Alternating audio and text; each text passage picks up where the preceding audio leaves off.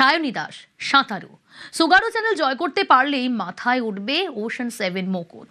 পেয়েছেন জাতীয় পুরস্কার। তৃণমূল আমলে তার সঙ্গেই অবিচার। দেশের গর্ব ঘরেই ব্রাত্য।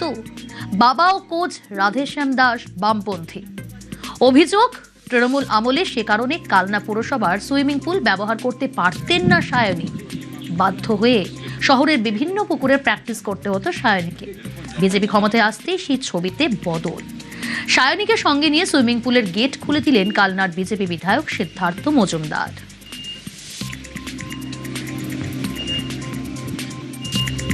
ট্রিটমেন্ট চলছে আমার সুগারু চ্যানেল পার করতে গিয়ে আমি ভীষণভাবে ইনজিওর হয়েছিলাম। তো ডাক্তার বলেছে রিকভারি করার খুব প্রয়োজন। তো সেই জন্য আমার একটা সুইমিং পুলের ভীষণ দরকার, কারণ এই মুহূর্তে গঙ্গায় অসম্ভব।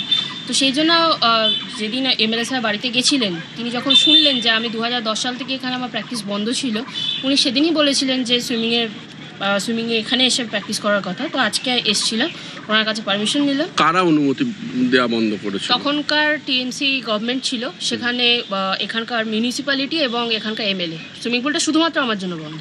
মানে কারণ? বাবার রাজনৈতিক পরিচয়। বাবা কি করতেন? বাবা সিপিএম পার্টির সাথে যুক্ত, ওর জন্য সেই সময় বিরোধী রাজনীতির শিকার হয়েছিলাম আমি। ইন্টারন্যাশনাল লেভেলে ইন্ডিয়াকে রিপ্রেজেন্ট করছে, সেখানে কিন্তু কালনা পুলের অবদানটা তারা পায়নি। এরকম যাতে কখনো বিগত দিনে না হয়, সেটার জন্যই আমরা আজকে এখানে এসেছি। অ্যান্ড উই উইল এনশিওর যে এই ধরনের ডিস্টিংশন বা এই ধরনের আনফর্চুনেট ইনসিডেন্ট যাতে যে পলিটিক্যাল পার্টির হোক, তার বাচ্চা তো এখানে খেলতে আসছে, এখানে তো রাজনীতি নেই, এটা স্পোর্টিং এরিনা, এখানে কোনো রাজনীতি চলবে না, সেই বার্তাটা দেওয়ার জন্য আমি আজকে এখানে এসেছি। যাবো কি ওপেন টু অল। আমার মেয়ে শুধু সায়নী বেরোক, আমি এটা চাই। আমি চাই কালনা থেকে আরো কিছু সায়নী। এখানে কোনো পলিটিক্স থাকবে না, এখানে কোনো পলিটিক্স থাকবে না, নিশ্চিন্ত থাকুন। আমার কাছ থেকে কিছু স্টেটমেন্ট নিলে নেবার পরে হয়তো সেটা আবার বাগবাবুকে বলেছেন। আমি একটু দুটো কথা বলছি, সেটা হচ্ছে যে এই বিষয়টা নিয়ে একটু ডিসকাস করা যায়। আমি বললাম মানুষের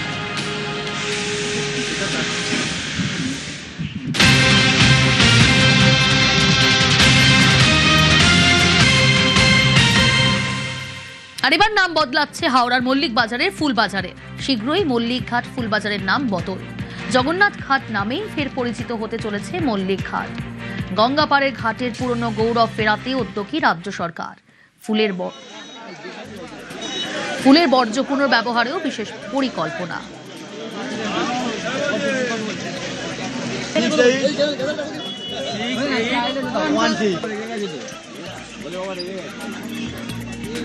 প্রথমে যখন এই ফুল বাজারটা গড়ে উঠেছিল তখন জগন্নাথ ঘাটকে কেন্দ্র করে গড়ে উঠেছিল।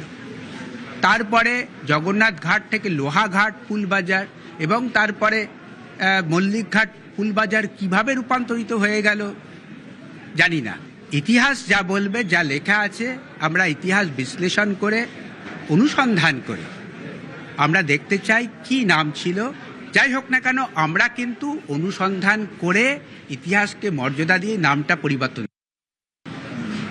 মল্লিক ঘাট বাজার এশিয়ার বৃহত্তম বাজার। এটিকে কোল্ড স্টোর এখানে তো কোথাও পাশাপাশি নেই, অনেকটা দূরে যেতে হয়, সেই মানিকতলা না কোথায় আছে ওখানে যেতে হয়। কিন্তু এমনি ফুল পাঠানোর জন্য তো বরফটা প্রয়োজন, ওই জন্য। আর সরকার তো করলে তো কোল্ড হলে তো সবারই সুবিধা হবে। তখন তো যত বাইরের মাল যাচ্ছে তখন তো সবাই ওই কোল্ড স্টোরে যাবে, যা মাল বিক্রি হলো না কোল্ড স্টোরেজে প্যাকেজ করবে, সেটা স্বাভাবিক কথা। হ্যাঁ, এ তো পরিষ্কার হলে তো সব সময় ভালো লাগবে। পরিষ্কার হলে তো ভালো হয়, সবারই ভালো হয়, কিন্তু একার নয়। রাস্তাঘাটে পরিষ্কার হলে এই নোংরাটা আসবে না, গায়ে পড়বে না, করবে না। বহু প্রাচীন এবং ঐতিহ্যবাহী এই মল্লিক ঘাট, যে সমস্ত বিভিন্ন জেলা থেকে যারা ফুল ব্যবসায়ীরা আসেন এখানে ফুল বিক্রি করতে অথবা কিনতে, তাদের যেটা সব থেকে বড় সমস্যা সেটা হলো এখানকার আবর্জনা এবং নোংরা। তবে সার্বিকভাবে এই নোংরা আবর্জনা থেকে শুরু করে সামগ্রিক যে সমস্যা ফুল ব্যবসায়ীদের, অর্থাৎ কোল্ড স্টোরেজ নেই এখানে, সেই সমস্ত রকমের সমস্যা এবার সমাধান হতে চলেছে। কে করবে সমাধান? বর্তমান রাজ্যের সরকার। সামগ্রিকভাবে সিদ্ধান্ত হয়েছে সংশ্লিষ্ট দপ্তরের তরফ থেকে এই মল্লিক ঘাটের নাম পরিবর্তন হতে চলেছে। আগে যে নাম ছিল অর্থাৎ জগন্নাথ ঘাট, সেই নামেই এই মল্লিক ঘাট এবার পরিচিত হতে চলেছে। শুধু তাই নয়, তার সঙ্গে সঙ্গে এখানে একটি সুবিশাল কোল্ড স্টোরেজও তৈরি করা হতে পারে, এমনটাও কিন্তু রাজ্যের মন্ত্রী তিনি জানিয়েছেন। তার সাথে সাথে এখানকার যে সমস্ত ময়লা বজ্র রয়েছে সেগুলোকেও কার্যত এবার ব্যবহার করা হবে জৈব উপাদানের জন্য, অর্থাৎ সার নির্মাণের জন্য। ক্যামেরায় কুণালের সঙ্গে প্রীতিশ বন্দ্যোপাধ্যায়, নিউজ 18 বাংলা, কলকাতা।